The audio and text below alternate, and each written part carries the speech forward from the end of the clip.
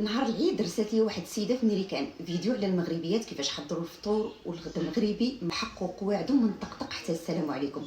وبقيت كنفكر كنقول شوف الانسان كيفاش كيهز الهويه ديالو فين ما مشى، واخا يتغرب واخا يمشي لحد الدنيا واخا يطلع على القمر، الهويه ديالو كيجرها معاه. طفولتك هي اللي كتحدد الهويه ديالك وهي اللي كتحدد معالم شخصيتك وشكون انت اللي غادي تكون في المستقبل.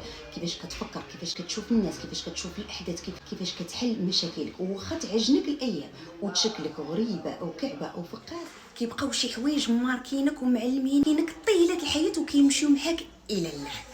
قد ما تصالحتي مع طفولتك قد ما غادي تكون مزيان، وقد ما تصالحتي مع الجروح وحولتيها الى عبر ودروس ايجابيه كتستفد منها وكتستفيد بها العباد غادي تمشي مزيان. وقد ما سامحتي الناس اللي ضروك وخليتيهم منهم الله وثقتي في راسك ودرتي امالك في الله، غادي تولي حتى انت كتمشي لقدام بحالك بحال العباد. غادي تهنى من واحد الثقل كان مهرس لك الظهر ومعوج لك الكتاف، غادي تولي حتى انت كتمشي كود نيشان ماشي مارش اريير، كتولي كتشوف مزيان ما كتبقاش كتعكل، كتوصل بالزربه وخصوصا كتوصل لاهدافك وكاع هذوك لي بروجي اللي عندك في راسك. ومبارك عيدكم.